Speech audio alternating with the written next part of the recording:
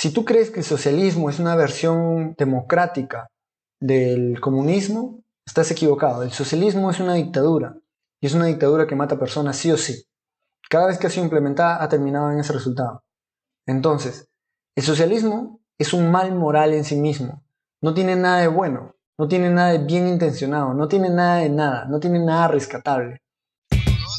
Suena el intro, y mi voz va. Habla, pe varón. Habla, causa. Tú, que hablas de política y religión. Que la pegan de filósofo también. Cumplí de la abuela. En redes nomás paras peleando. ¿Pa' colmo? Estás en... Nah. Ven pa' acá, brother. Pórate un poquito. Ya va bien, pues causa.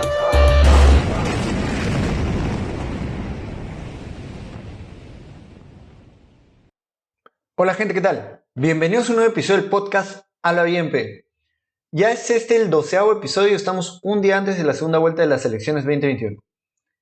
En los 11 primeros episodios que he hecho hasta la fecha, no he dado mucho mi opinión, y si la he mencionado levemente, muy rápidamente, y he pasado un poco como de largo de dar mi opinión y decir lo que yo opino, pienso o las posiciones que yo defiendo.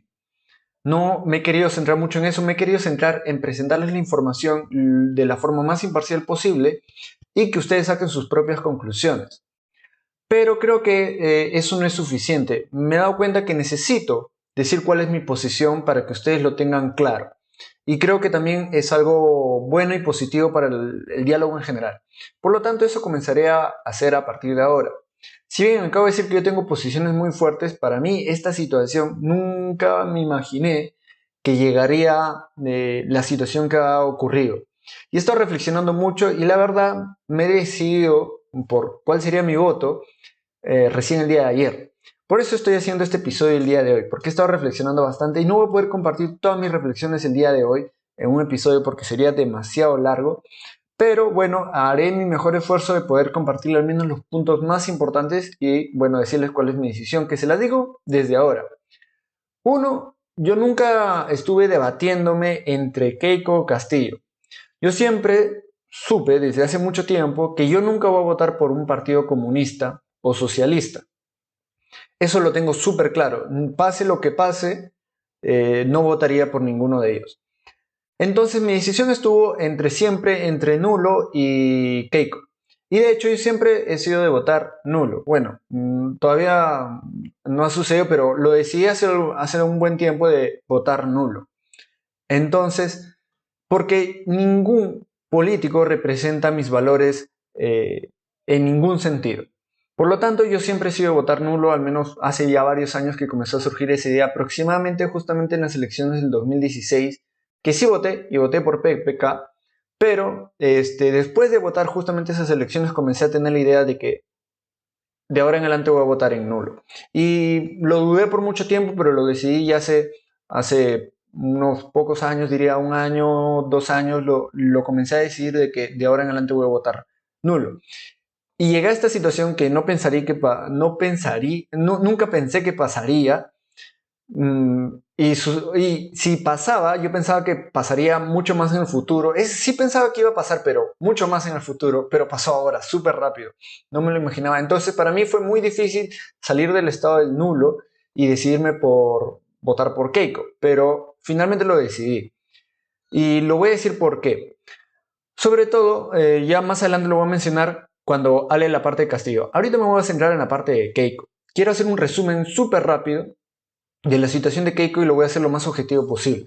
Existen 3 poderes, como ustedes saben, que serían el poder ejecutivo, el cual controla las fuerzas armadas, el legislativo y el judicial. Entonces mi análisis va a ser con respecto a estos 3 poderes y algo más. Y el Tribunal Constitucional, que muchos indican, en base a que pues dejaron a Keiko en libertad del Tribunal Constitucional debido al habeas corpus que demandó la hermana de Keiko, pues muchos dicen pues el Tribunal Constitucional está en el bolsillo de Keiko. Imaginando que eso es verdad, no es muy relevante, ya que el Tribunal Constitucional va a ser cambiado, o sea, se van a elegir nuevos magistrados. Después, el próximo Congreso va a elegir los nuevos magistrados. Entonces, Ahí va a salir pues en base a, supuestamente Keiko tiene una representación de 27 curules y con sus alianzas pues lleva 44, entonces en teoría no debería salir un tribunal constitucional muy a favor. Algunos sostienen que no, que el Congreso Fujimorista, bueno, yo lo dudo. No hay evidencias de eso. Quien te diga eso, que te dé pruebas, que no te lo diga así nomás. Objetivamente, en la información pública que existe, pues la alianza que se ha dado entre Fuerza Popular, Renovación Popular y el otro partido que es, déjenme recordarlo, pues sería, acá les muestro, el otro partido sería entre Fuerza Popular, Renovación Popular y Avanza País, pues suman 44 curules. Entonces, en base a esa información pública que tenemos, pues no debería haber una mayoría en el Congreso de Keiko Fujimori. El resto debería, o una parte como oposición, y el resto pues van a votar dependiendo de lo que esté en cuestión.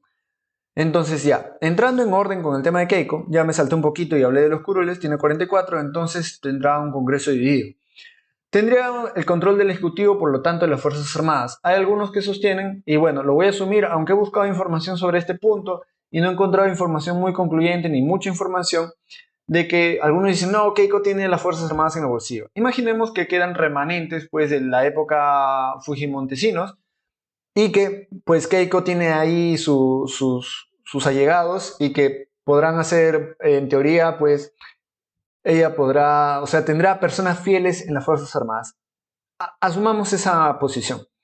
Y también asumamos que todavía tiene poder en el Poder Judicial, valga la redundancia. Todos o muchos sabrán del caso César Rinostroza, un jefe, un juez que, bueno, ahora está, pues, ha escapado de España y simplemente hay muchas cuestiones con respecto a Fuerza Popular y a Keiko que están en investigación. Y imaginemos que, pues, Keiko Fujimori tiene, pues, distintos jueces comprados en el bolsillo en el Poder Judicial. Entonces, con estas asunciones, o bueno, datos más concretos, pues digamos, hagamos el análisis de las posibles intenciones de Keiko en caso llegue al poder. Cosas que ya ha dicho y cosas que podemos nosotros imaginar. Lo primero sería el indulto a su padre. Esto es algo que ya ha manifestado y pues es creíble que lo vaya a hacer. Entonces, si no lo va a hacer, si no tiene la verdadera intención de hacerlo, dudo que lo manifieste porque creo que le trae más problemas que cosas a favor. Entonces, ¿qué pasaría si ella pues comienza el proceso de indultar a su padre? Yo creo que le traería serias complicaciones políticas porque su padre, Fujimori, o sea, si ella es nada apreciada y hay un antifujimorismo muy fuerte contra Keiko, contra Alberto Fujimori, pues su padre es mucho más fuerte. Entonces, con todos los temas que ella tiene, de investigaciones, que le pueden, como ya lo he dicho en podcast pasados, le pueden poner la vacancia por incapacidad moral desde el día 1, después al día 2, al mes, a los 2 meses, comienza el proceso de indulto de su padre, pues para algunos va a ser la excusa para comenzar esta moción de vacancia. Entonces, le va a representar problemas y posiblemente, incluso podría suceder la situación de que la vaquen por ese tema. Entonces, que eso lo cojan como excusa, pongan una moción de vacancia y la terminan vacando. Seguimos. Que tenga, imaginemos, la intención de imponer una dictadura, ¿no? Imaginemos que es súper codiciosa. Yo me pregunto mucho cuando la veo debatir, cuando veo pues su carrera política, porque es lo único que tiene, ¿por qué? O sea, veámoslo de esta manera. Su padre estuvo acá, ella formó parte de los últimos años pues de la gestión de su padre, vio cosas, ¿qué cosas habrá sabido en ese tiempo cuando tenía 18 años todavía? ¿Y qué cosas no habrá sabido? ¿Qué cosas habrá visto y qué cosas no? Pero al menos ha visto cómo su padre terminó yendo a Japón y después, bueno, ha vuelto y terminó preso. Entonces, yo me pregunto, si tú ves todo eso y tú has visto la corrupción que se ha dado en la gestión de su padre y la corrupción que no se ha dado, imaginemos, porque ella sostiene que su padre es inocente, su padre sostiene que él es inocente, etcétera, etcétera. Entonces, yo digo, piensa en lo que pienses, hayas visto lo que hayas visto, sea verdad, que tanto sea verdad la corrupción, que tanto no sea verdad la corrupción, lo que ella crea en su cabeza sobre la corrupción y la gestión de su padre. Con un país donde aproximadamente el 50% de las personas son antifujimoristas, o sea, ¿qué motivación tiene para... Acá estoy imaginando yo, todo esto es pues mi conjetura, ¿ya? Pero intento ser lo más objetivo posible. Yo intento hacer esta reflexión, ¿qué motivación tiene ella para intentar con tantas ganas, tantas veces, desde el 2011, intentar lograr la presidencia del Perú? Es algo que me cuesta entenderlo. Entonces yo pienso en las posibilidades. Uno, pues es una angurrienta de poder, entonces quiere imponer una dictadura o lo que sea, o seguir lo que hizo su padre, o lo que hizo Montesinos, o lo que sea. Entonces, o hasta venganza por el Perú, eso se me acaba de ocurrir, ¿no? De realmente lograr ese poder y etcétera, etcétera. Lo que muchos adjudican, sí o sí, y bueno, eso la verdad creo que nadie lo sabe. Uno puede ver indicios o otras cosas, pero nadie lo sabe. Entonces, imaginemos que tiene una motivación por una dictadura, ¿ya? Sea por la motivación que sea. Entonces, ¿qué contras, qué problemas tiene? Y acá esto es algo que yo creo que las personas que sostienen que si Keiko entra sí o sí va a poner una dictadura es algo que no están analizando. El primero, que existe el antifujimorismo, cosa que no existía en la época de su padre. Su padre era un don nadie, ¿me entienden? Salió de la nada, era un profesor, no era nadie conocido, salió de la nada, viajó por todo el Perú, pues hizo una campaña electoral y mintió y después copió el plan de gobierno de su oponente al cual él derrotó. Entonces, nadie lo conocía, no existía antifujimorismo. Ahora existe un antifujimorismo muy, muy fuerte, muy arraigado. O sea, de hecho a mí me sorprendió la fortaleza del antifujimorismo porque justamente cuando se termina la primera vuelta y yo estoy conversando en WhatsApp con mis familiares, yo dije una idea que yo pensé que, bueno, esto ya se acabó, ¿no? Porque dije, en segunda vuelta va a ser una masacre. Castillo no va a ganar ni un solo voto y lo van a masacrar. Esta segunda vuelta ya está decidida. Y después, al día siguiente nomás, entro a mis redes sociales y comienzo a ver la cantidad de gente que yo nunca me imaginaría que van a votar por Castillo. Entonces, el antifuturismo es algo fuerte y es algo muy, muy real. Entonces, eso no tuvo que competir su padre contra eso. Insultos. O sea, los insultos no van a parar nunca. Y eso es algo que ella va a tener que afrontar. El escrutinio público y judicial. O sea, su padre no tenía ese escrutinio público ni judicial. Ella lo tiene desde antes de que... O sea, lo tiene hace años. Ella no pudo huir con su padre a Japón porque ella fue retenida porque ya estaba en investigación. No quiero entrar en esos temas a detalle de investigación, pero ya está en investigación. Entonces ella está en investigación desde hace décadas.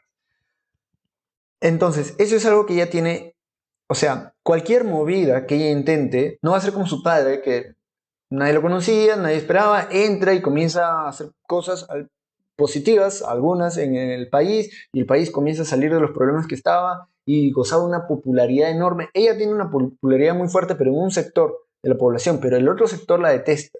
Y eso no solamente es en las personas comunes que no forman parte de la política, eso también se da dentro de la política. Entonces, los políticos del gobierno que tenemos es un reflejo de la sociedad. Entonces, si ese antifuturismo, odio hacia Keiko, que muchos ahora hablan, pues también existe dentro del cuerpo de gobierno. Entonces, ella va a tener que enfrentarse a eso. Entonces, al más mínimo movimiento, existe este escrutinio público y judicial y político. Persecución. Tú seas honrado o no seas honrado, como cualquier persona en la vida, vas a tener los llamados haters o persecución en el ámbito político. O sea, tú seas bueno o no seas bueno, va a existir persecución porque a alguien le vas a incomodar. Entonces, esa persona te va a querer bajar en una. Entonces, ella no tiene la persecución normal que tiene cualquier político a la hora que entra a gobierno. O ni siquiera está en gobierno. E igual, existe cierto nivel de persecución, de ensañamiento con ella. Entonces, yo no digo que no es justificado o que sí es justificado. Lo único que digo es que existe. Ella, mientras más eres una persona más pública, el ensañamiento contigo va a ser más fuerte. Si eres un don nadie, a nadie le interesa. Pero si eres una persona con... No digo que tenga ella un super currículum, pero tiene una trayectoria pública, con unas relaciones pues, de ciertas personas que están en prisión y con algunos actos que ha cometido ella que claramente han sido errores estratégicos al menos. No quiero entrar a juzgar sus acciones a nivel judicial ni nada por el estilo, pero al menos han sido errores estratégicos que han hecho que el antifujimorismo o antiquequismo se fortalezca mucho más. Entonces, existe un nivel de persecución que ella sea inocente o no lo sea, va a existir siempre. Carece el factor sorpresa, como digo, es súper conocida, lleva años que la llevan escudriñando, entonces ella no tiene ningún factor sorpresa, o sea, al más mínimo movimiento van a estar ahí. Su padre ya fracasó en este punto y ella está mucho más sobre la mira de todos. Y además existe algo que no tenía Fujimori y que Fujimori incluso su padre lo tenía a favor. Ahorita existe una fuerte oposición izquierdista, no solamente a nivel político, sino a nivel público. O sea, la izquierda ha ganado mucha fuerza en todos estos años. Sin embargo, cuando Fujimori adquiere el poder, la izquierda no solamente no había un apoyo hacia la izquierda, no había una izquierda fuerte, había el terrorismo, y el terrorismo se relacionaba con el comunismo, con la izquierda. Por lo tanto, la izquierda a nivel público, a nivel político, a nivel social, era detestado. Entonces, eso era algo con lo que Alberto Fujimori podía hacer campaña contra. Entonces, sin embargo, Keiko no tiene eso, tiene ahora una izquierda que es fuerte y que está en oposición a ella. Entonces, es un tema súper complicado, o sea, yo lo veo que lo tiene bien complicado. Y por último, un estado de guerra. Acabo de mencionar el terrorismo. Fujimori tuvo un estado de guerra que lo supo usar a su favor, lo usó marqueteramente para poder adquirir más poder. Sin embargo, este estado de guerra no existe. Ahora voy a pasar a los pros, que está muy relacionado a este último punto. Si bien no existe un estado de guerra, algo que sí tiene en contra y que ella eventualmente podría convertirlo, o las situaciones de la sociedad o cómo se desenvuelve la historia sin que ella haga mucho, existe una inestabilidad política que podría desembocar en un posible estado de guerra. Nadie sabe qué va a pasar si sale Keiko. Ya estamos viendo algunos atentados de Sendero Luminoso debido a personas que se manifiestan a favor de Keiko o lo que sea y están pues abiertamente manifestándose a favor de Pedro Castillo y con asesinatos y atentados terroristas. Entonces, no sabemos qué va a pasar si gana Keiko. Probablemente se terminan envalentonando. Incluso no sabemos las relaciones entre Perú Libre con Sendero Luminoso. Hay algunos indicios de que podrían estar relacionados, al menos algunos integrantes de Perú Libre. ¿Y qué pasaría en el caso salga Keiko? Podría existir la situación de incluso una guerra civil o de nuevo terrorismo y todo esto. Entonces es algo bien, bien, bien complicado. Estos chispazos de terrorismo que estamos viendo pues podrían acrecentarse mucho más. Ya, luego, entonces me pongo a pensar en el peor caso posible. Como digo, podría ser una guerra civil o renace Sendero. La intentan vacar, entonces me pongo a pensar en el peor escenario posible. ¿Qué pasa si algunos sostienen, y podría ser una posibilidad, pero yo la veo bastante remota, es que ella podría hacer un golpe militar? Entonces, ¿qué pasaría en el eventual que le intentan vacar? Pues por alguna de las situaciones, por las 1000 excusas que pueden usar para vacar a Keiko. Y cuando digo excusas no me refiero a que ella es libre y yo no apoyo a Keiko en ningún sentido. Pero el punto es que por cualquier razón que sea, le ponen una moción de vacancia, le intentan vacar. Ella podría apelar a que inconstitucional, por ejemplo, podría intentarlo. Dudo que vaya a proceder, a no ser que suceda como algunos dicen, que pues que ella tiene el Congreso, que todos son pues todo el Congreso se va a unir con Keiko y ella va a tener mayoría absoluta. Yo no sé cómo sostienen eso cuando Castillo tiene el 37 curules, por lo tanto, Keiko nunca va a poder reunir los 87 que se necesitan para poder pues hacer lo que quieras prácticamente. Entonces, si tenemos en cuenta eso, ella no tiene mayoría absoluta. Ella podría intentar con el Tribunal Constitucional. Imaginemos que el nuevo Tribunal Constitucional está en el bolsillo de Keiko. Imaginemos que ellos declaran algo inconstitucional. ¿Qué va a pasar en esa situación? La inestabilidad del Perú se pondría muy, muy, muy grave. Entonces yo creo que eso sería razón suficiente para acrecentar aún más y incluso imagínense, si por ejemplo declaran inconstitucional una moción de vacancia ya que están para votar allí en el Congreso, ya fue aprobada y toda la nota, entonces, ¿qué pasaría si la declaran inconstitucional? Esto sería la excusa perfecta para algunos, no, yo no sé, yo no voy a decir nombres porque no voy a tirar piedras así nomás, pues para algunos, o para Sendero, para líderes de Sendero, o incluso algunos líderes de Sendero que están pues enmascarados pues en la política o en la sociedad más abierta, por decirlo de alguna manera, la sociedad pública, la que todos conocemos, que están enmascarados y están esperando la oportunidad pues para salir y tomar las armas, pues eso podría ser excusa suficiente para que pase una toma de armas y vuelva a una guerra civil o vuelve el terrorismo. La otra posibilidad, la van a vacar a Keiko y ¿qué tendría ella otra posibilidad si no logra meter al TC en su bolsillo y logra hacer que lo declaren inconstitucional, lo cual es altamente improbable porque no existe un proceso para eso? ¿Qué pasa? Que quede claro, una vacancia no es un juicio, no es nada que ver con el Poder Judicial, es simplemente una herramienta política, es un proceso político. Esto quiere decir que prácticamente tú puedes pedir una moción de vacancia casi por cualquier razón, porque es una moción de vacancia por incapacidad moral. Es algo muy vago, tú lo puedes sostener, fundamentar bajo casi cualquier cosa. No casi cualquier cosa, estoy exagerando un poco, pero la verdad es algo muy vago y se puede sostener bajo una amplia gama de fundamentos, por decirlo de alguna manera. Entonces, declarar que eso es inconstitucional es muy, muy, muy difícil por más que tengas el TC en tu bolsillo. Entonces, ¿cuál es la otra opción? Golpe militar. Imaginando, como ya dijimos antes, que tiene las Fuerzas Armadas en su bolsillo. Si lo hace, eso sin lugar a dudas, si es un golpe militar, ahí sí estalla guerra civil, ahí sí estalla el terrorismo, creo yo, casi sin lugar a dudas. Entonces, ambas situaciones son horribles. O sea, ambas situaciones son una de las peores cosas que le podría pasar al Perú. Pero, ¿qué es lo que yo creo? Yo siempre intento, cuando pienso en estas personas que con trayectoria cuestionable o sin trayectoria cuestionable, cuando me pongo a pensar en la situación de una persona, entonces yo intento imaginarme la peor situación posible y para eso me pongo en la posición de la persona e intento reflexionar como una persona con cero moral, que es una persona que no le interesa nada, que sería una persona que está dispuesta a hacer cualquier cosa con tal de lograr sus objetivos nefastos. Entonces, si yo me pongo en la posición de Keiko, pero lo que hago, que creo que es el ejercicio que muchas personas no hacen, es que tomo la posición de esa persona como una persona totalmente sin moral, totalmente inescrupulosa, que puede hacer cualquier cosa para lograr sus objetivos, pero con criterio. Entonces, ¿qué quiero decir con esto? Que es una persona que tiene dos dedos de frente. Yo me pongo a pensar, Keiko es tan estúpida para hacer un golpe militar, no lo creo. Si tú crees que ha sido capaz de hacer todo este tipo de corrupción y que hasta la fecha no la atrapan después de décadas de investigación, porque su primera investigación fue hace décadas, entonces, y no la atrapan y no logran dar con esa prueba totalmente definitiva, o seguro tú miras, no, sí han dado con esa prueba totalmente definitiva, pero ella tiene comprado a absolutamente todo el mundo.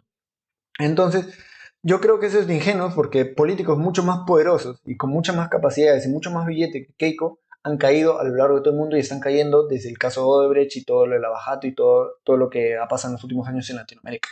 Entonces, si políticos tan grandes han caído, yo no digo que ella sea inocente ni que sea culpable ni nada por el estilo, pero si es corrupta va a caer. Y que no haya caído hasta la fecha, pues simplemente si al menos es corrupta, entonces es inteligente. Eso es lo que quiero decir. Y puede, bueno, que no sea corrupta.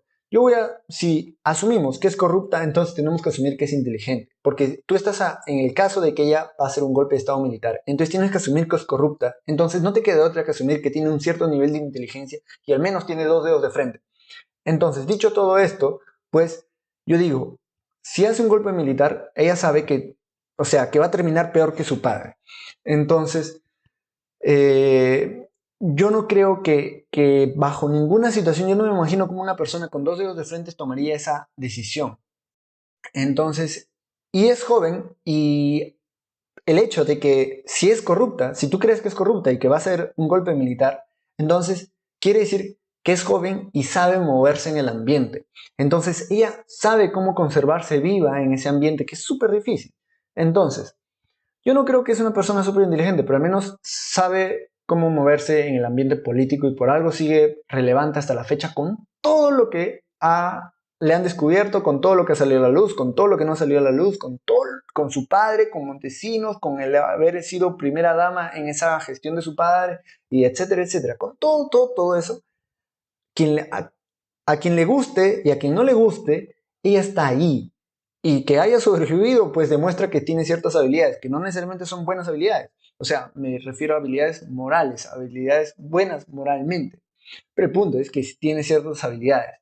Entonces yo digo, es una decisión inteligente. Una persona que ha logrado sobrevivir tanto tiempo, es una decisión inteligente que tome un golpe de Estado por las Fuerzas Armadas. Yo creo que una persona que ha hecho todo lo que ha hecho hasta la fecha, por más que sea sumamente inmoral, por más que tenga las peores intenciones de tener una dictadura por el otro, no tomaría la decisión de hacer un golpe militar por Fuerza Armada. No me parece lógico, no me parece congruente. Me parece de alguien pues sin cerebro, ¿ya? Entonces que tomaría en esa situación o sea, el poder por las Fuerzas Armadas, instauraría una dictadura por la vía de las Fuerzas Armadas de un golpe militar. Entonces, ¿cuál es la otra posibilidad? Ya para terminar lo más rápido posible, es que, como ella ha dicho, que quiere limpiar el nombre de ella y de su familia. Recordemos nomás un caso reciente, que sería el de Alan García. Yo creo que esto es lo más probable. ¿Y por qué?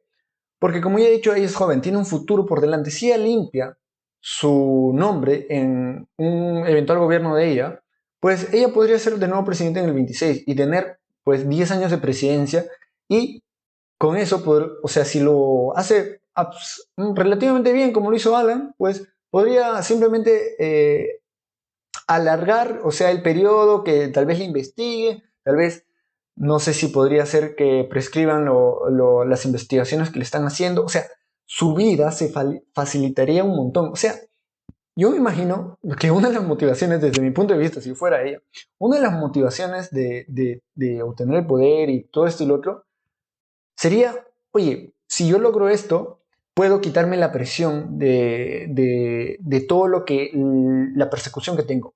Crea yo sea honesto o sea deshonesto, yo lo vería, aunque sea cualquiera de los dos, yo lo vería como el punto de que si yo logro esto, yo logro entrar y demostrar que no soy una dictadora, ¿no? Por más que quiero ser una dictadora, entonces yo me podría limpiar mi nombre y mi vida sería mucho más fácil. ¿Ustedes creen que la vida de Keiko Fujimori es fácil? No, no es fácil.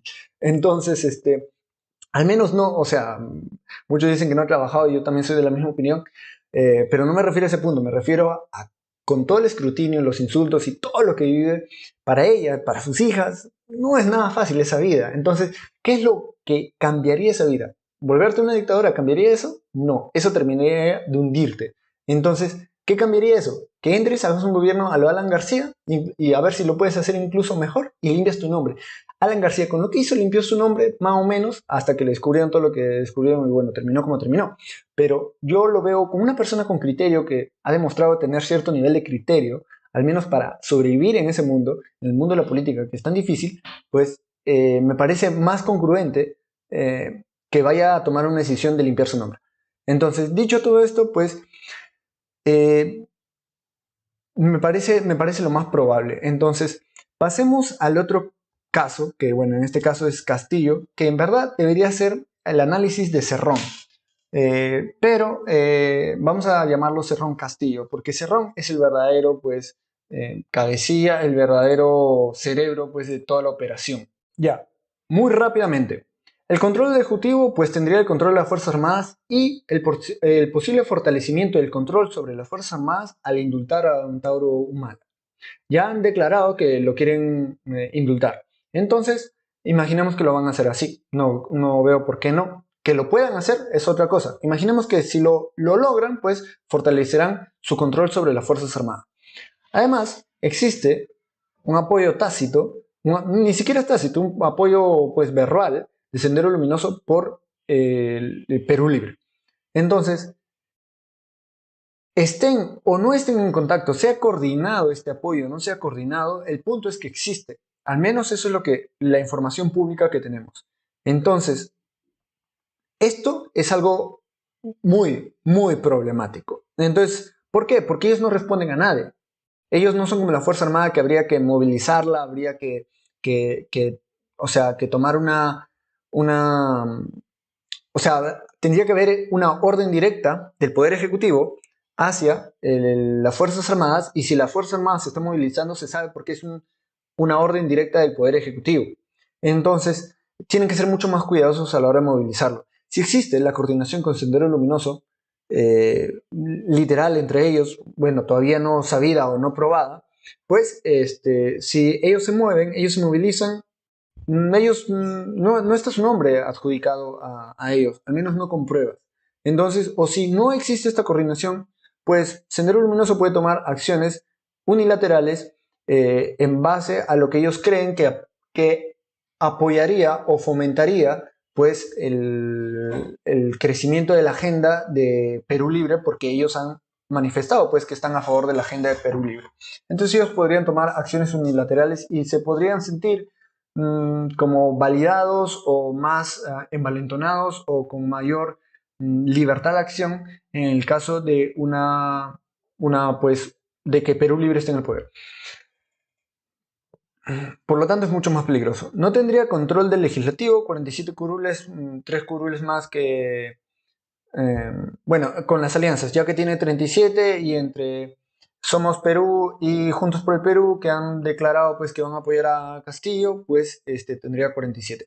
Asumimos que no tiene poder en el Poder Judicial, no tiene ninguna influencia como asumimos que sí la tiene Keiko. Segundo, que en el caso de Keiko no lo mencioné, pero bueno, que tenga apoyo en el Poder Judicial, pues se supondría que esto pues la va a liberar, va a quedar limpia de polvo y paja, etcétera, etcétera, pero yo no veo tanto apoyo porque tal vez hay una parte que sí la está protegiendo, pero hay otra parte que claramente la está intentando pues investigar y llevar a la prisión. Entonces, yo no voy a decir quién está bien, quién está mal, la verdad no es el punto de este podcast. Entonces, ahora quiero llegar a la parte más importante de las posibles intenciones. Y acá, pues, esta parte me sorprende la ignorancia que existe. Y esto es así, porque incluso la ignorancia al nivel de contradecir a Perú Libre de lo mismo que ellos sostienen, por cierto grupo de votantes que van a votar por Pedro Castillo, contradecir lo que justamente Perú Libre sostiene tanto en su plan de gobierno como de boca, de declaraciones de Cerrón y de Castillo a lo largo de los últimos años y aún así pues querer fundamentar cosas que contradicen literalmente la palabra escrita y dicha por estas personas. Entonces, uno, como ya dije, tiene la intención de indultar al autor humano, lo cual les traería posibles complicaciones políticas y posible moción de vacancia por este tema. Creo que es menos la posibilidad de vacancia por este tema que sería una vacancia a Keiko por indultar a su padre. Segundo, la otra intención que ha manifestado, la revolución, la llamada revolución. Y es creíble. Yo lo que dudo es de su capacidad. Eso lo he dicho un poco en el capítulo anterior, en el 11, escúchenlo si desean, de la capacidad que tengan de poder hacer realmente esta reforma, porque para esto necesitan la reforma constitucional. Solamente tienen dos medios, o es uno, a través de la Constitución, y si no hacen un tipo de golpe militar, tal vez con involucramiento de Sendero Luminoso o no, si no existe una guerra armada, un conflicto civil, una guerra civil dentro del país, yo no veo cómo en un estado de relativa estabilidad que tenemos, que en verdad no, es muy inestable, pero es inestable a nivel político, no a nivel de conflicto armado de terrorismo. Hay algo de terrorismo y lo ha habido todos estos años y se parece que están sintiendo envalentonados con el tema de Perú Libre. Habría que ver si Perú Libre entra al gobierno, qué tanto esto aumentaría, pero sin esa parte, si no tenemos en cuenta esa parte y asumimos que va a seguir como viene, ¿no? Y se va a mantener estable, que no va a seguir en subida el tema de atentados terroristas o cosas por el estilo, pues debería ser muy difícil para Perú Libre lograr por el camino constitucional, pues la reforma constitucional, el cambio de constitución, más aún la asamblea constituyente. Entonces, no, sobre todo, muy difícil la parte de asamblea constituyente. La reforma constitucional no lo veo tan difícil y les recomiendo que escuchen ese episodio. Entonces, solamente lo resumo como que la asamblea constituyente es muy difícil porque no existe a nivel constitucional y la reforma constitucional sí es posible, pero siempre y cuando cumplan los parámetros de la Constitución, que yo creo que algunos de ellos lo quieren violar, pero sin violarlos ellos pueden hacer cambios muy, muy importantes, muy relevantes, que serían muy nocivos para el país, sin tener que hacer una reforma inconstitucional. Y que yo creo que es posible que pase, porque si pasa el Congreso, yo creo que la gente termina votando, porque eso quiere decir que más del 50% de personas han votado por el cambio por Castillo. Entonces, que no se vuelva a repetir eso en un referéndum sobre una reforma constitucional, lo veo poco probable. Lo que yo lo veo bien difícil es que logren esos 66 votos dentro del Congreso para que puedan pues, hacer esta reforma constitucional. Tendrían que conseguir 19 votos más de los que ya tienen, si se toma en cuenta pues, las alianzas de Perú Libre, con Juntos por el Perú, con Somos Perú. Entonces, si Somos por el Perú también vota por esta reforma constitucional, que en teoría no debería, pues estarían más cerca. Si Acción Popular, que propuso en su plan de gobierno hacer un cambio de constitución, pues se añaden y votan por ellos, pues tendrían, veamos acá, a ver un ratito, antes de hablar sobre la constitución, sobre el plan de gobierno de Castillo, pues si sumamos a Perú Libre, que sería 37, más Acción Popular 16, 43, 53, más Juntos por el Perú 58, pues les faltarían 8 votos, lo cual no es fácil, porque en teoría no debería existir ni un solo voto, ya que ninguno de los otros partidos pues, está a favor de cambiar la Constitución. Entonces, este punto es muy importante y yo creo que la capacidad va, uno, por el tema de que si logran poner un ambiente pues, de caos en el Perú debido a un conflicto ya que se lleve a las armas, a la calle, al terrorismo y cosas por el estilo, ahí podrían lograrlo en medio de ese ambiente. Ahí les abriría posibilidades, o simplemente con un golpe pues, militar. Esa es la vía que podrían hacerlo.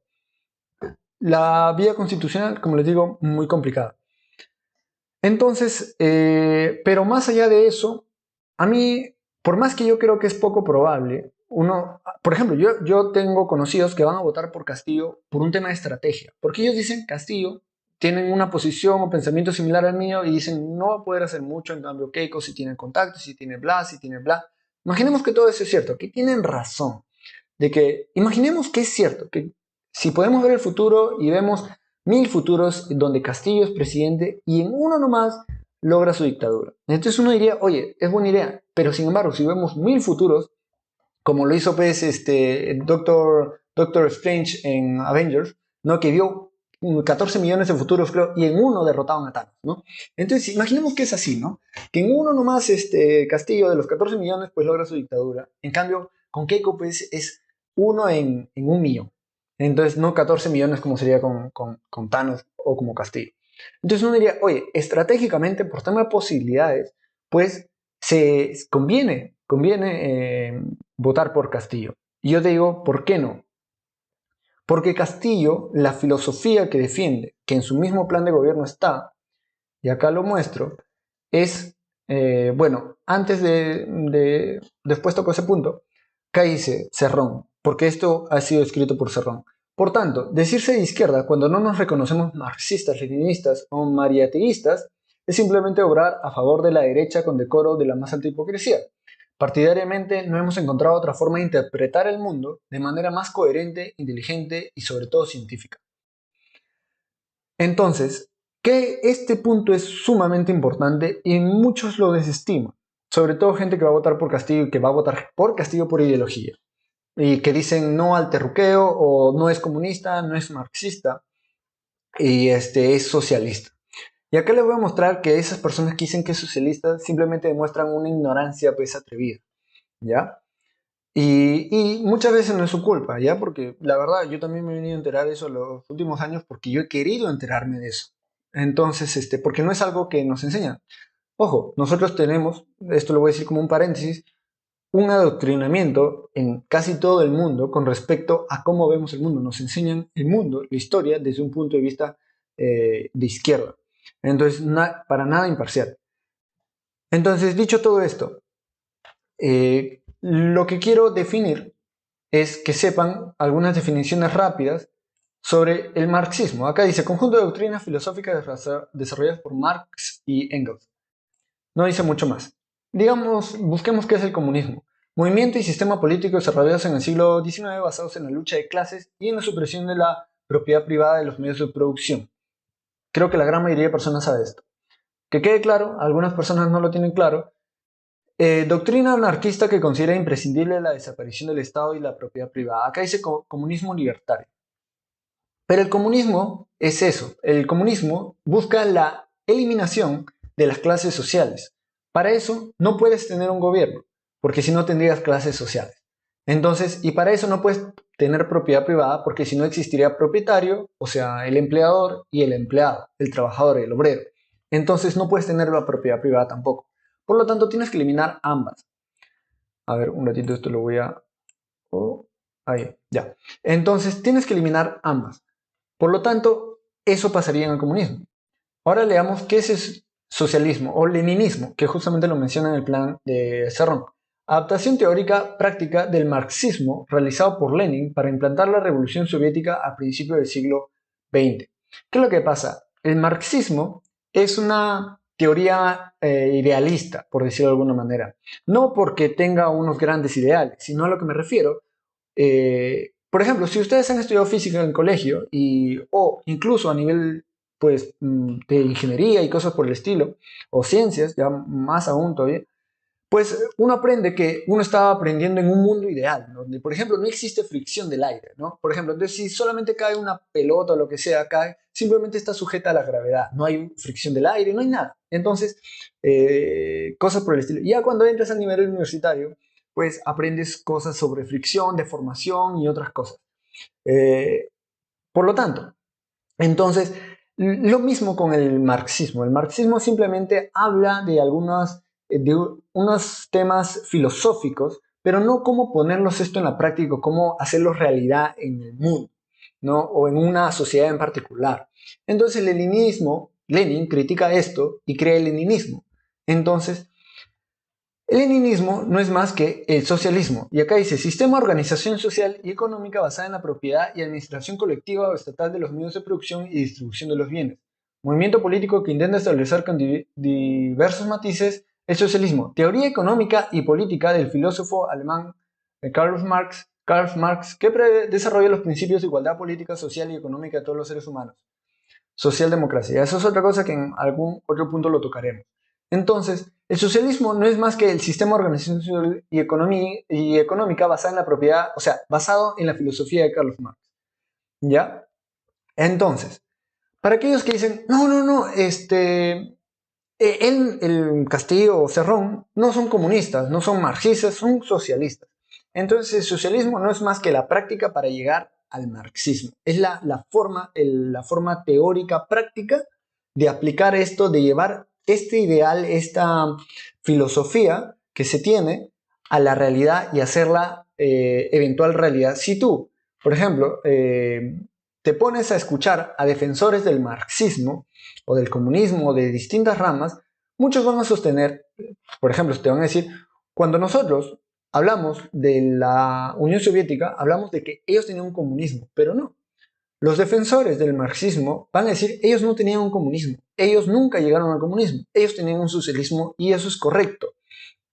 El comunismo, y pregúntale a los defensores de estas filosofías, que sean marxistas, leninistas, mariateguistas, pues te van a decir que el comunismo nunca ha sido implementado. Entonces, y te van a decir que el socialismo es el paso previo, y te van a decir que el paso previo se necesita pensar en siglos, en periodos muy largos.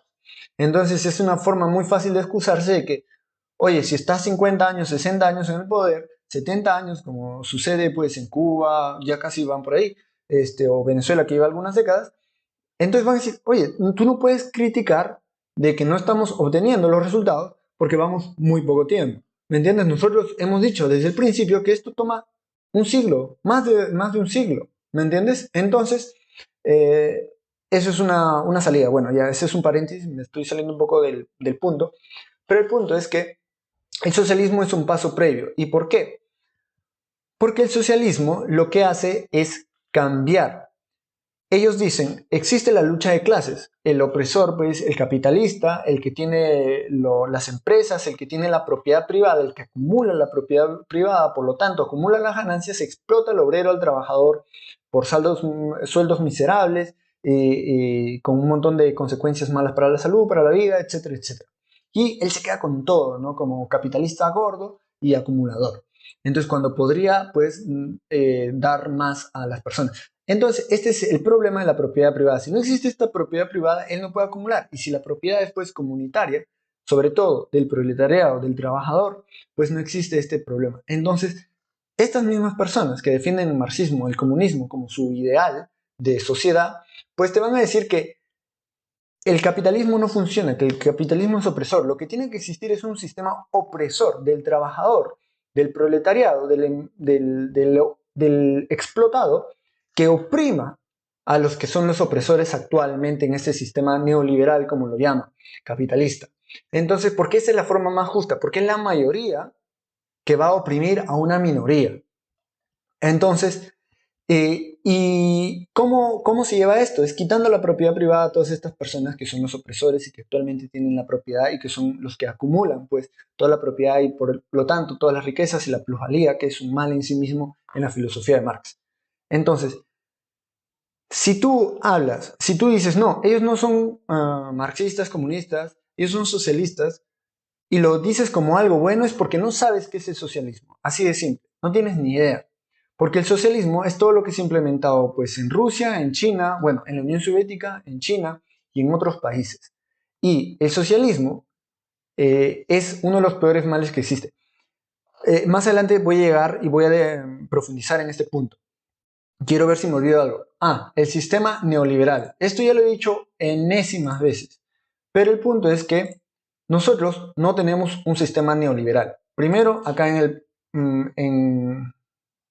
el plan de gobierno de Cerrón, que dice, con el neoliberalismo nuestras empresas estatales fueron privatizadas. La libertad de mercado, libertad de empresa, libertad de industria y libertad de finanzas quebraron nuestra incipiente industria nacional pública y privada. Se socializaron las pérdidas y privatizaron las ganancias. Se dio exclusividad monopólica a las empresas extranjeras con flexibilidad laboral.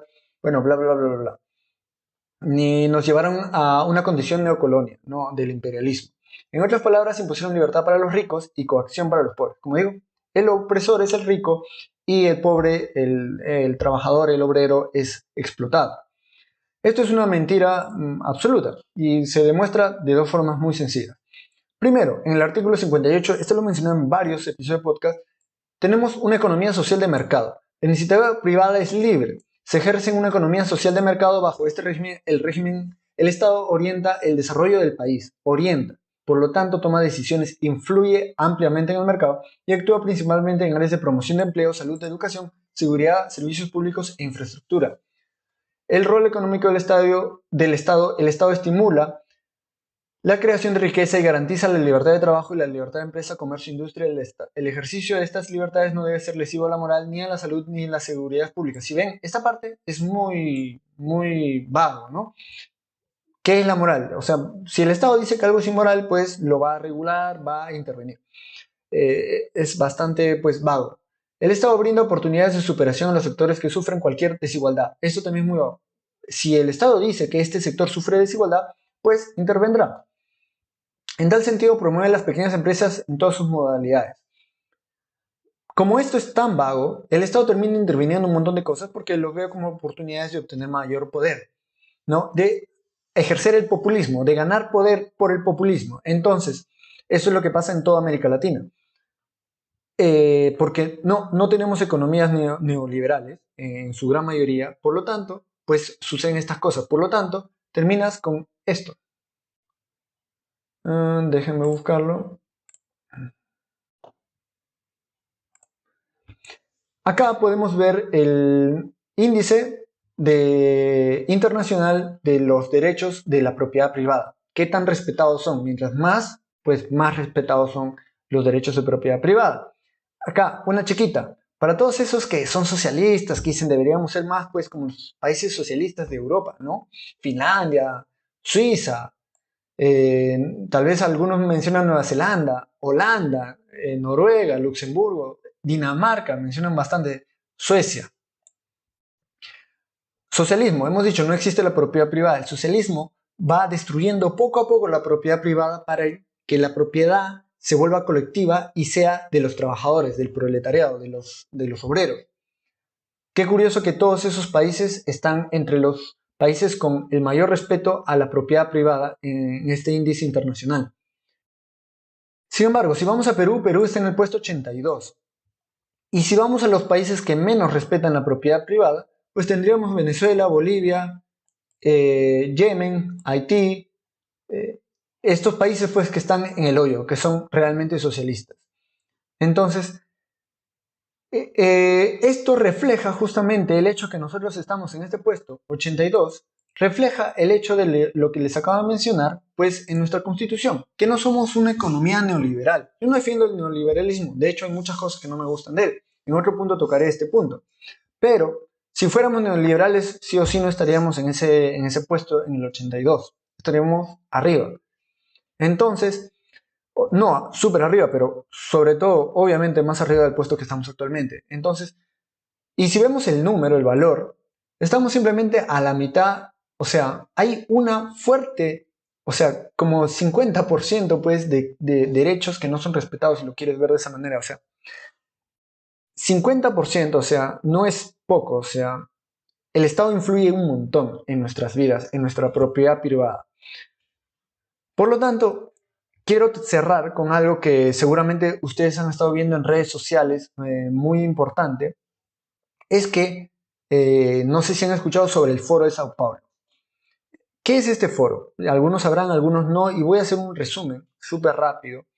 No voy a hacer un resumen, seguro ya han escuchado y si lo buscan Foro de Sao Paulo van a encontrar muchos videos explicando qué es el Foro de Sao Paulo. En este fue creado por Fidel Castro y Lula da Silva en los años 90, en el 90, luego de la caída del muro de Berlín. ¿Por qué? Porque cuando cae el muro de Berlín significa la caída de la Unión Soviética y Cuba vivía de la Unión Soviética. Entonces tenían que buscar otra forma de subvencionarse su vida, pues pobre que llevan ahí en Cuba, y entonces vio con buenos ojos, con bonitos ojos a Venezuela, un país rico en petróleo. Por lo tanto, buscó a Venezuela, buscó a Brasil, y ellos tienen una agenda, es muy abierta, de la patria grande, del sueño bolivariano de Simón Bolívar, de tener una patria grande en América Latina, una patria unida, y obviamente bajo el sistema que ellos impongan. En otro punto, seguramente, sobre todo si gana Castillo, pues entraré a mayor profundidad del foro de Sao Paulo, pero ya estoy cerca de la hora y entonces no lo quiero hacer muy largo. Quiero escuchar bueno, no voy a escuchar porque no lo voy a poner, pero seguramente muchos de ustedes han visto este video, ¿no? De Cerrón, donde justamente él habla que está en el foro de Sao Paulo. Y no quiero poner el video, ¿ya? Pero lo que sí, les voy a leer lo que él dice en este video, que dice: este es un espacio para intercambiar ideas con los líderes de otros países que vienen llevando o conllevando procesos de cambio y revolución en cada uno de sus países, como en Venezuela con Hugo Chávez, y el legado ahora lo lidera Nicolás Maduro.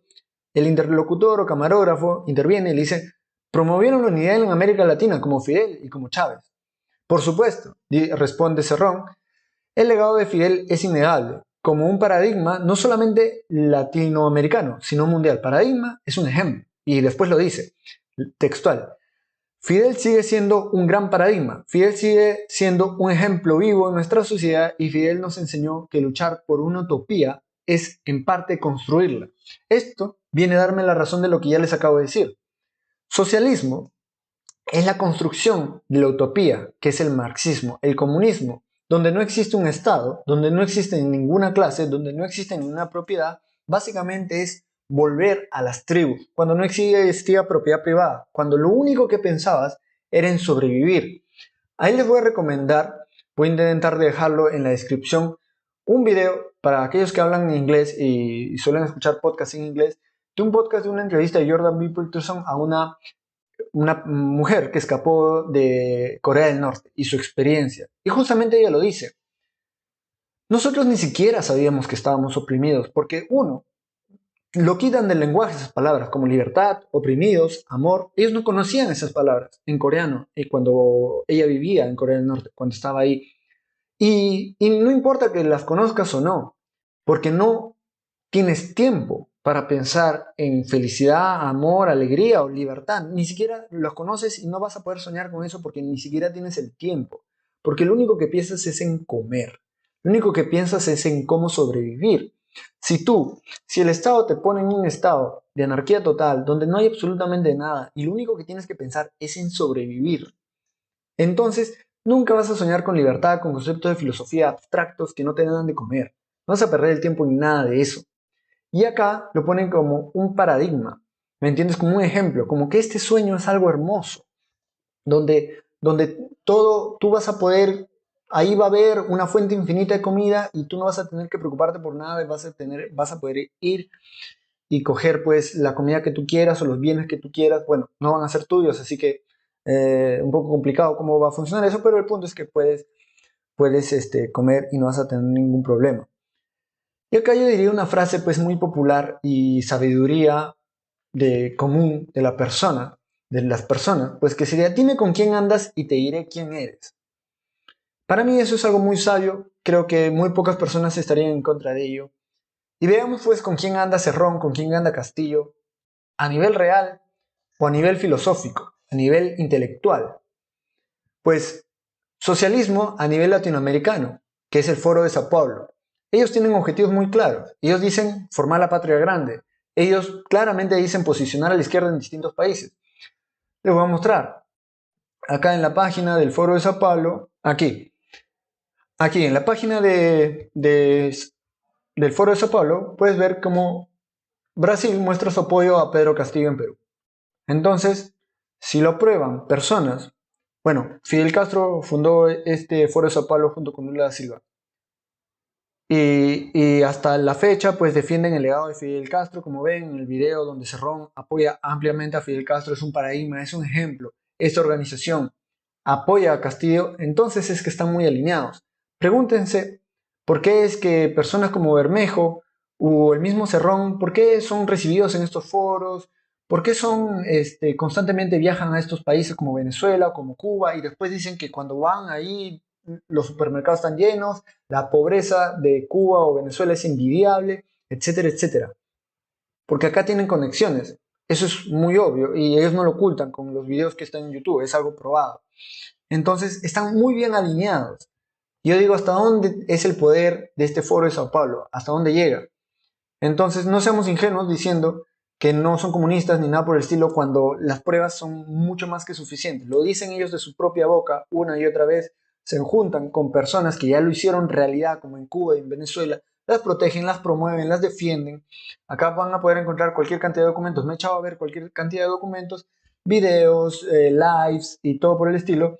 Y pues obviamente cada cumpleaños he visto muchas páginas, hasta las más antiguas, como también me he ido retrocediendo hasta el 2018, 2016, por ahí, y todos los años van celebrando, recordando la muerte de Fidel o el cumpleaños de Fidel, etcétera, etcétera, pues como un endiosamiento a Fidel. Entonces, eso es uno. A nivel latinoamericano tienen fuertes conexiones con poderosos, conexiones reales con poderosos del pensamiento de izquierda en Latinoamérica. Segundo, intelectualmente son leninistas. Entonces, con el leninismo pues que se impuso en la Unión Soviética, que fue pues la revolución bolchevique y todo lo que vino después, que inspiraron pues también a los maoístas en China, etcétera, etcétera. Luego retomo ese punto y Sendero Luminoso apoya a Perú Libre abiertamente. Entonces quiero retomar el punto del leninista. Ya, bueno, los Sendero Luminoso creo que queda muy fácil pues para todos nosotros los peruanos.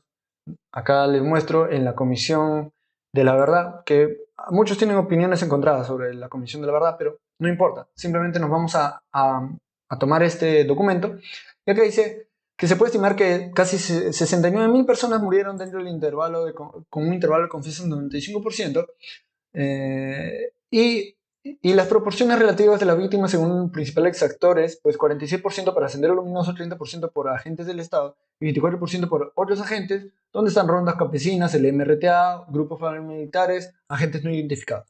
Entonces, el 46%, casi la mitad, casi como un 30 o 30 y pico, dependiendo de cuál es el rango en el que se encuentra el verdadero número que está entre estos dos. Entonces, pues de muertes, casi el 50% de muertes a Sendero Luminoso, nada más sin contar el MRTA. Entonces, y bueno, también agentes del Estado seguramente cometieron puede que hayan cometido algunos crímenes. Yo no soy un especialista en este tema, pero el punto es que todo nace del terrorismo, pues, armado de Sendero Luminoso y otros agentes. Entonces, estos miles de muertes están en las manos de Sendero y apoyan abiertamente a Castillo. ¿Por qué? Entonces, no creo que si una institución tan nefasta como Sendero Luminoso apoya a Castillo o Perú Libre o Cerrón, que Cerrón es la cabeza y claramente Castillo no es más que un títere, pues, o sea, como digo, dime con quién andas y te diré quién eres. Y algo que muchos no saben, muchos no conocen o desestiman, como he dicho, el socialismo no es el comunismo, porque el comunismo no se ha implementado nunca. El socialismo implementado en la Unión Soviética, en China, en otros tantos países, pues es la peor calaña que le ha pasado al mundo. Es el mal en sí mismo, es la maldad hecha filosofía. ¿Por qué? Porque comienza desde el odio e imparte odio. Entonces, si vemos acá, acá dice, el comunismo ha matado 94 millones en el siglo XX. Y ahí debería decir socialismo. El comunismo ha matado millones de personas en los países en los que ha sido implementado el socialismo, porque nunca ha llegado el socialismo a convertirse en comunismo. Entonces, si tú crees que el socialismo es una versión democrática del comunismo, estás equivocado. El socialismo es una dictadura, y es una dictadura que mata personas sí o sí. Cada vez que ha sido implementada ha terminado en ese resultado. Entonces, el socialismo es un mal moral en sí mismo. No tiene nada de bueno, no tiene nada de bien intencionado, no tiene nada, no tiene nada rescatable. Por eso, personalmente, yo nunca votaría por un partido comunista, por una persona que da lealtad al leninismo, al marxismo, en ningún sentido. Y eso es sin tener en cuenta números, por ejemplo, como lo que pasó en China, ¿no? La política de un único hijo en China se estima que puede haber matado 400 millones de bebés, o tanto habiendo sido abortados o matados cuando ya nacieron. Entonces, algunos dicen que esta cifra es muy inflada. Bueno, imaginemos que no es un 400 millones, imaginemos que es la mitad o la tercera parte, igual. Y muchos de estos niños han muerto pues ya nacidos. ¿Y cómo? De la peor manera, abandonados. Y uno diría, imposible, abandonados en un mercado. Imposible que nadie los vaya a coger. ¿Cómo la sociedad puede ser tan inhumana? Y esto no es por los chinos. No es que los chinos sean inhumanos, sino que el gobierno puede destruir la humanidad a un nivel increíble con un poder absoluto. Y esto lo pueden escuchar en la entrevista que les digo que le hacen a esta persona, a esta mujer que escapó de Corea del Norte. Y lo pueden ver también en One Child Nation. Si tienen Prime Video de Amazon, van a poder ver este documental. No sé si está disponible en otras plataformas, pero yo lo he visto en esta plataforma. Y es un documental muy bueno hecho por una mujer china. Entonces, el socialismo, solamente quiero que quede bien claro, porque es una idea que nos han metido en la cabeza desde que somos muy pequeños. Como que sí, el comunismo está mal, pero el socialismo es bueno, ¿me entiendes? Entonces, debería ser algo que deberíamos repudiar y no darle ninguna cabida en nuestra sociedad, en nuestro pensamiento, en nuestra cabeza. Está bien dialogarlo. Yo no estoy a favor de censurar a nadie. Soy alguien que respeta la libertad de todas las personas. Yo no soy nadie para coaccionar la libertad de alguien. Pero lo que sí puede decir que es un mal moral.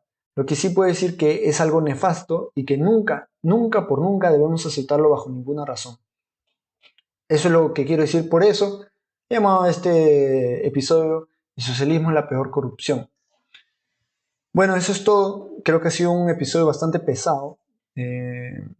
Espero verlos en el próximo episodio. y que dejemos esta forma de vivir pues tan superflua, donde no leemos sobre historia, donde no nos cuestionamos las cosas que nos han dicho desde pequeños. Y bueno, si les ha parecido interesante este video, pues compártenlo, que háganlo llegar a más personas. Pase lo que pase el día de mañana. Yo creo que esta información es necesaria porque se necesita hablar más de la verdad desde distintos puntos de vista. Bueno, este ha sido un episodio bastante pesado. Hay muchas cosas que no he dicho, hay muchas cosas que yo me he formado en los últimos años con respecto, sobre todo en el último año, con respecto a la historia, al comunismo y a las guerras, sobre todo, que han ocurrido en los siglos pasados, y que siguen ocurriendo hasta la fecha. Y lo único que puedo decir es que no he encontrado peor mal, no he escuchado peor mal que el comunismo. Y no hay nada que esté cerca. O sea, si mucho se habla del nazismo y del holocausto, que es algo horrible, que mataron aproximadamente entre 6 a 10, 11, 12 millones de personas, no la guerra, el holocausto. Entonces, el comunismo no tiene comparación. Y ojo, el nazismo es National Socialism, ¿no? O sea, vienen las palabras nazismo, nacionalismo socialista, traducido al español.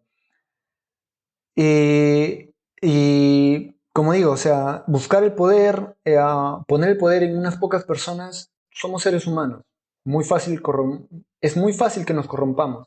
Y cuando hay tanto poder en nuestras manos, no estamos hechos para eso. Entonces, cuando el poder está concentrado en unas personas, en una única persona, ahí arriba, pues las cosas muy probablemente, casi con 100% de seguridad, van a resultar en situaciones nefastas y las cosas horribles que hemos visto en los últimos siglos, desde que nació el socialismo a finales del siglo XIX.